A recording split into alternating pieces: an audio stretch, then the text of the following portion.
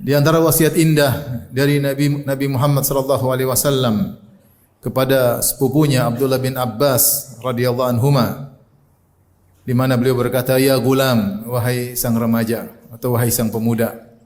Kemudian Nabi menyampaikan beberapa wasiat. Di antaranya Nabi sallallahu alaihi wasallam berkata, "Ta'arraf ila Allahi fir raha ya'rifka fi syiddah." Kenalilah Allah, berusahalah kenal Allah Subhanahu wa taala ketika engkau dalam kondisi lapang. Niscaya Allah akan mengenalmu ketika kau dalam kondisi sulit. Di antara kebiasaan orang-orang saleh, ketika mereka mendapatkan kelapangan, mereka semakin dekat kepada Allah. Mereka gunakan kesempatan tersebut untuk bisa lebih dekat dengan Allah, untuk mencari muka kepada Allah Subhanahu wa taala. Karena kita tahu manusia terkadang dalam kondisi lapang dan terkadang dalam kondisi sulit. Dan sebaliknya di antara ciri-ciri orang yang tidak baik, mereka hanya mengenal Allah ketika dalam kondisi sulit. Oleh karenanya Allah menyinggung orang-orang musyrikin yang mereka ketika dalam kondisi sulit baru mereka mengenal Allah Subhanahu wa taala. Kata Allah Subhanahu wa taala, "Wa idza raqibu fil fulki da'allaha mukhlishina lahuddin." Falamma najjahum ilal mukhlishina lahuddin falamma najjahum ilal barri idza hum yusyrikun. Ketika mereka berlabuh di lautan, kemudian dihantam oleh ombak yang besar, maka mereka pun ikhlas berdoa kepada Allah Subhanahu wa taala. Mereka ingat Allah dalam kondisi sulit. Falamma najjahum ilal barri, tatkala Allah selamatkan mereka di daratan, idza hum yusyrikun, tiba-tiba mereka berbuat syirik kembali. Kata Allah Subhanahu wa taala dalam ayat yang lain, "Wa idza massal insana dhurrun da'a rabbahu muniban ilaihi, thumma idza khawwalahu ni'matan minhu nasiya ma kana yad'u ilaihi min qabl." Jika manusia ditimpa dengan kemudaratan, maka dia pun berdoa kepada Rabb-Nya, muniban ilaihi, dia kembali kepada Allah Subhanahu wa taala. Kemudian ketika Allah berikan nikmat kepadanya, dia lupa kepada Allah Subhanahu wa taala. Ini sifat orang-orang yang buruk yang tidak mengenal Allah kecuali dalam kondisi sulit. Adapun orang beriman, maka mereka menggunakan kesempatan di waktu raha, di waktu lapang untuk semakin dekat dengan Allah Subhanahu wa taala. Oleh karenanya lihatlah Nabi Daud alaihissalam. Beliau adalah nabi pertama yang sekaligus raja. Raja memiliki kekuasaan yang sangat luas. Tapi lihat, beliau adalah orang yang sangat rajin beribadah. Sampai Nabi SAW mengatakan, "Afdhalus salat salatu Daud." Sebaik-baik salat malam salatnya Daud alaihissalam. Kana yanamu nisfal lail wa yusalli thuluthahu wa yanamu sudusahu. Nabi Daud alaihissalam membagi malam menjadi 3. Dia tidur setengah malam, kemudian dia salat sepertiga malam, kemudian dia tidur lagi 1/6 malam. Dia seorang raja dan rajin salat malam. Kemudian apakah dia tidak berpuasa? Dia sangat rajin berpuasa. Apa kata Nabi sallallahu alaihi wasallam? "Wa afdhalus siyam siyamu Daud." Sebaik-baik puasa puasanya Nabi Daud alaihissalam. Kana yasumu yauman wa yuftiru yauman. Beliau puasa sehari dan berbuka sehari. Kekayaan, kemegahan, kekuasaan tidak membuat dia lalai untuk ingat Allah Subhanahu wa taala, bahkan semakin dekat dengan Allah Subhanahu wa taala. Justru seorang ketika diberi banyak kenikmatan, seharusnya dia semakin banyak beramal saleh. Allah berfirman kepada Nabi Sulaiman, "I'malu ala Dawud syukran wa qalilun min ibadiyas syakur." Beramal salehlah wahai keluarga Daud, yaitu Sulaiman alaihissalam, yang diberi kekuasaan setelah ayahnya. Syukran sebagai bentuk syukur kepada Allah. Kemudian Allah mengatakan, "Wa qalilun min ibadiyas syakur." Hanya sedikit dari hamba-hambaku yang bersyukur. Rasulullah SAW juga sudah ingatkan, "Iktanim khamsan qabla khamsin." Manfaatkan 5 perkara sebelum datang 5 perkara. Kemudian beliau menjelaskan di antaranya, "Ghinaka qabla faqrik." Ketika kau dalam berkecukupan, maka manfaatkan sebelum datang kemiskinanmu. "Sihataka qabla saqamik." Ketika kau sehat, gunakan kesempatan beribadah mumpung masih sehat sebelum datang sakitmu. "Syababaka qabla haramik." Mumpung masih muda, dekatkan dirimu kepada Allah, cari muka kepada Allah Subhanahu wa taala sebelum datang masa tuamu sudah sulit beribadah, berat beribadah. Berhaji berat, umrah berat, mumpung masih muda, beribadah kepada Allah Subhanahu wa taala. "Faragaka qabla syughlik." Waktu luangmu sebelum datang kesibukanmu, waktu luang. Tidak banyak kegiatan, maka baca Quran, salat malam, bersedekah, sambung silaturahmi. Cari muka di hadapan Allah Subhanahu wa taala sebelum datang kesibukanmu, urusan ini, urusan anu, urusan ini. Hayataka qabla mautik, dan kehidupanmu sebelum matimu. Oleh karenanya Khalid bin Ma'dan pernah menyampaikan nasihat. Dia berkata, "Idza futiha 'alaika babun min abwabil khair falyusri ilaihi fa innaka la tadri mata yughlaq anka." Jika dibukakan pintu kebaikan bagimu, segera hampirilah, segera masuk dalam pintu kebaikan tersebut. Karena kau tidak tahu kapan ditutup pintu kebaikan itu darimu. Siapa yang mengenal Allah ketika dalam kondisi lapang, maka di antara faedahnya Allah akan mengenalnya ketika dia dalam kondisi sulit. Kenapa selama ini ketika dalam kondisi lapang dia cari muka kepada Allah dengan berbagai macam ibadah, maka Allah mengenalnya ketika dalam kondisi sulit. Lihatlah bagaimana kisah Yunus alaihissalam ketika diuji oleh Allah Subhanahu wa taala. Allah berfirman, "Wa dhannuni idh dhahaba mughadiban fa dhanna an lan naqdir alayhi fanada fi dhulumati an la ilaha illa anta subhanaka inni kuntu minadh dhalimin."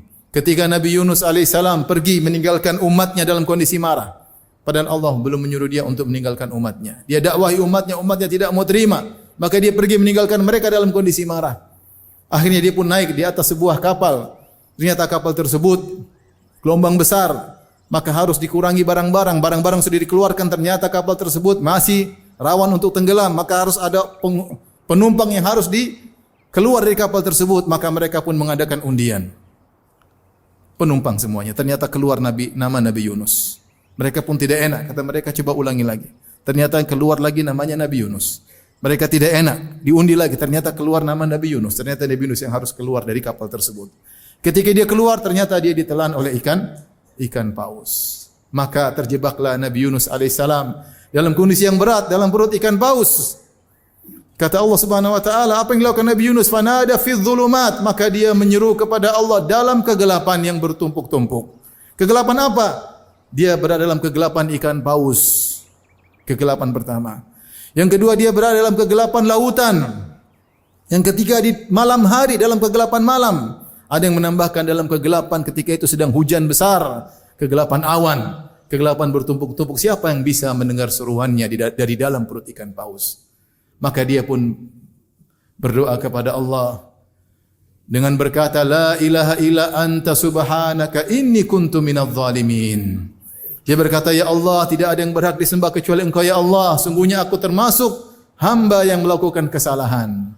Kata Allah Subhanahu wa taala, fastajibna lahu fanajjaynahu minal gham wa kadzalika nunjil mu'minin. Maka kami pun mengabulkan doanya, maka kami selamatkan dia dari penderitaannya.